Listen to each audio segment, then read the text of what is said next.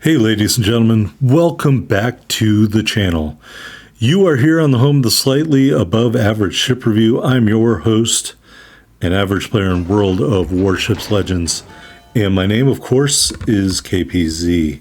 Today we are at the penultimate ship in the French battleship line in the tech tree. We are in the tier 7 tech tree battleship Richelieu.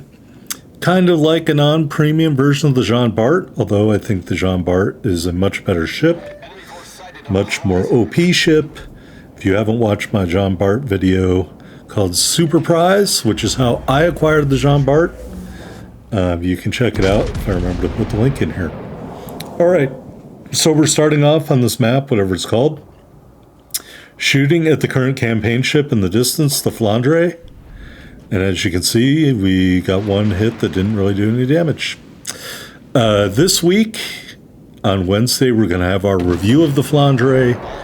And on Friday, we're going to have a really nice game for you in the Battleship Yamato. So it's all battleships this week. 2 of them are French. And the other one is the biggest, baddest battleship ever to be put out on the planet. So I hope you tune in for all 3 of those videos this week. All right, here's my playstyle in the Yamato, or pardon me, in the Richelieu.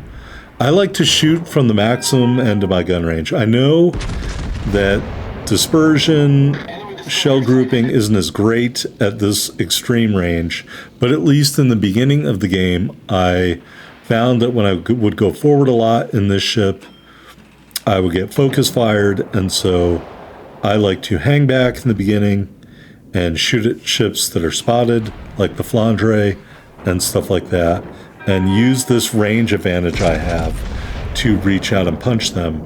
And then in the later part of the game, use my speed boost to close in on the enemy ships and take them out. Anyway, that Flandre ate a bunch of torpedoes. We added in a couple of good hits there. He appears to be doing the very unusual backing maneuver, backing into the shells and torpedoes. So anticipating he's going to try running away, we'll just shoot into the ether where I think he's going to go. As you can see, the enemy has captured the sea cap in front of me, and I guess expecting this destroyer here to do any spotting is just a bridge too far, although he does just then finally spot the enemy destroyer. And I got to tell you, that's one of the reasons why I was not aggressive in the matches I played in the Richelieu, because so few destroyers are willing to spot anymore in the current game, self not included, that I just didn't want to go forward and risk my broadside to a bunch of torpedoes in an unspotted cap. So whether that makes me an inexperienced BB player or somebody who's trying to offer me tips on how to play BBs the other day, I'm like, yeah, I'm pretty sure I know what I'm doing there, but thanks anyway. You know, not personal. But that being said, I find that the key to winning these games, by and large, isn't your battleship play, it's your destroyer play. And if you have bad destroyers who aren't spotting the other destroyers, or period aren't doing their job, you're going to have a long day. And as you can see, a destroyer's been killed on either team. So really what these destroyers do over here really is going to have a lot of impact, pardon me, on what happens here. All right, so I stopped shooting at the Flandre, I shot at the Colorado instead. Got another battleship over here that I just saw called the Massachusetts, and this destroyer is torping out. Another battleship is moving forward. He is clearly much braver than I am. Side shots at the mines over here. Can we, will we?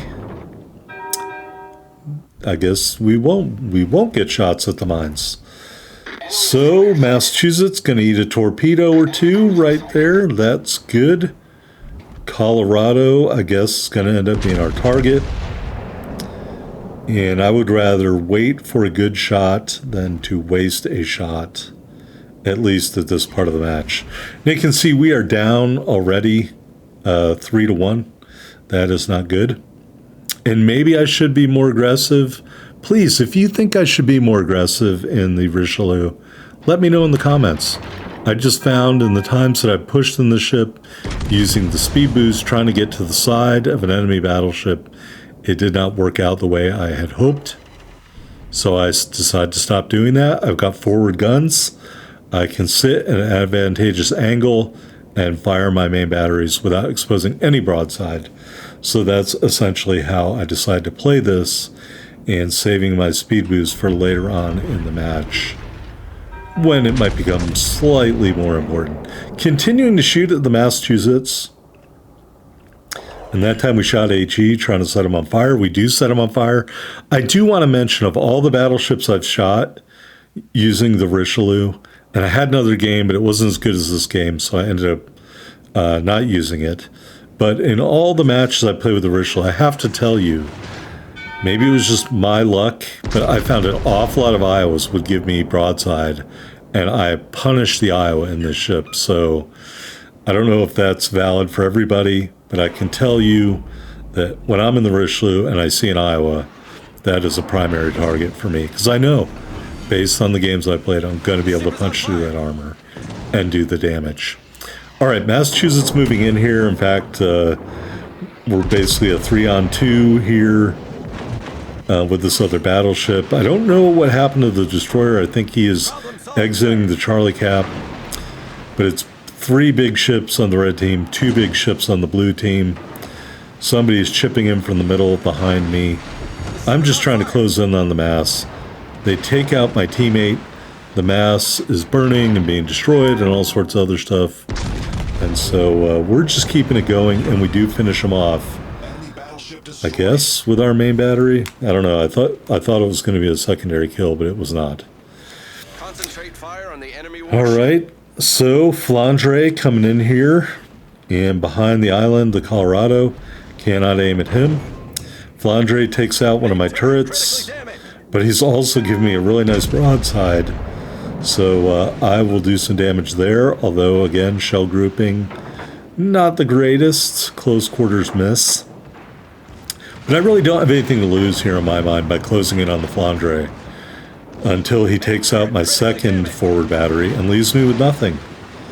So, and I'm running the armament durability mod, kids. So your turrets are going to be targeted.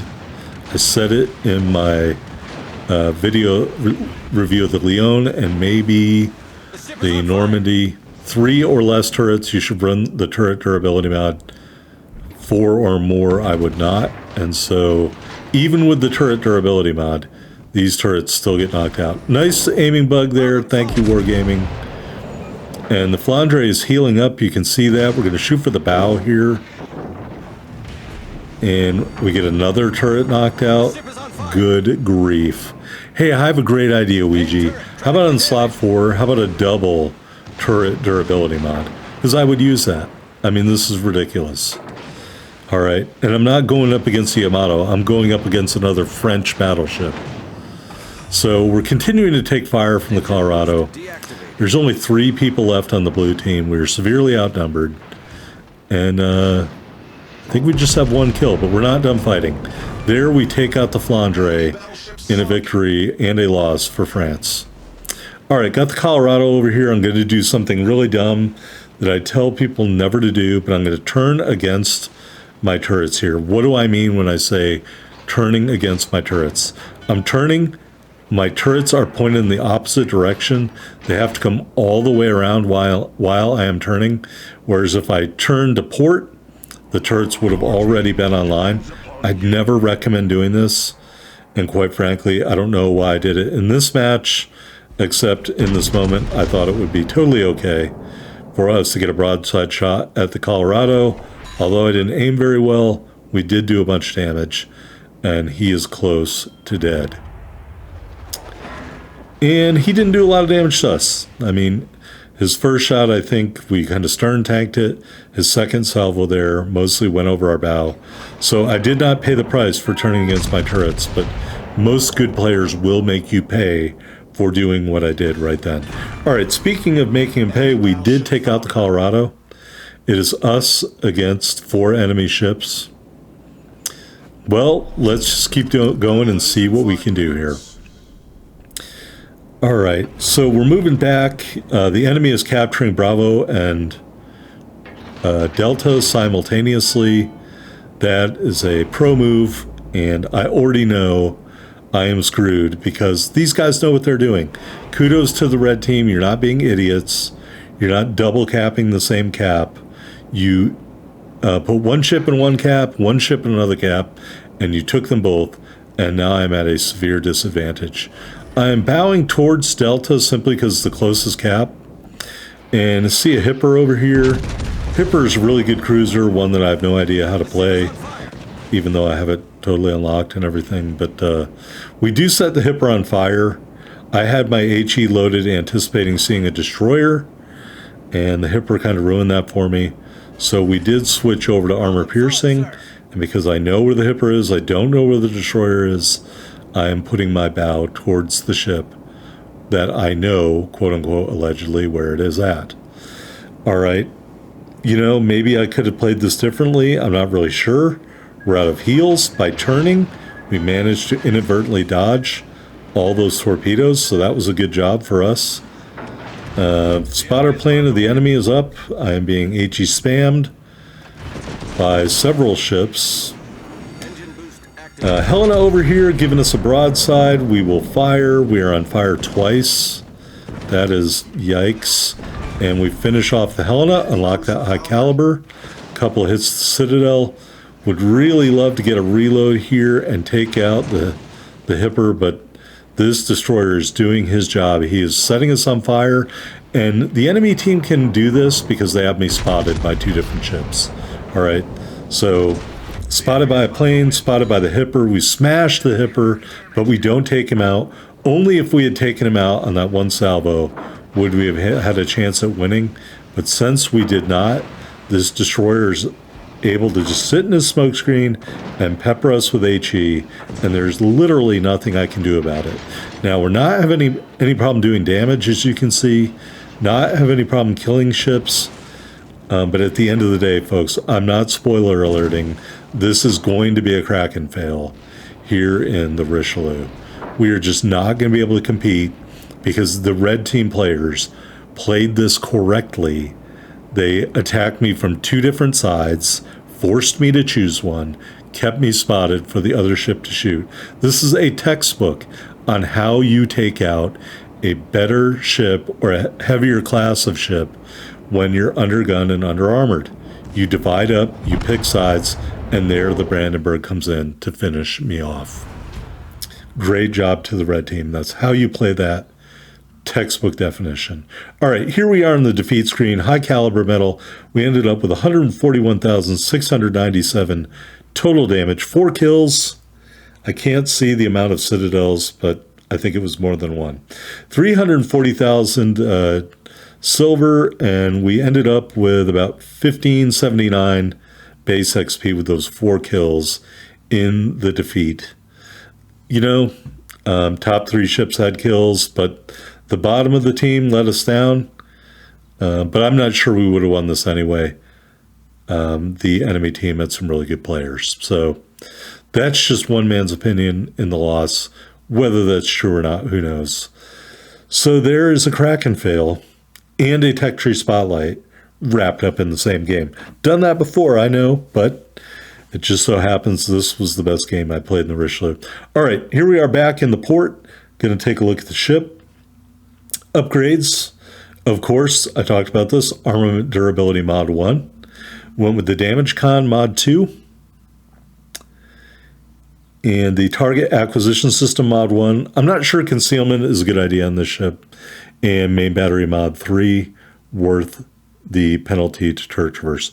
Obviously, the ship is fully ranked up.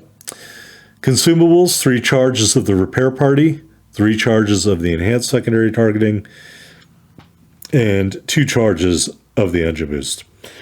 We reused that Epic Battle Booster for main battery range and movement speed and a reduction in the cooldown of the Consumables, Type 9 permanent camo, and the Cheers Strong Flag.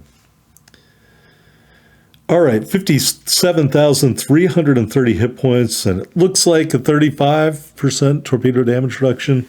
Got those 2 quad 380 millimeter turrets, 20.1 kilometer firing range, reloads in just over 25 seconds, turns in just over 32 seconds, HE shells 5,400 damage, 36% fire chance, AP shells 11,900 damage.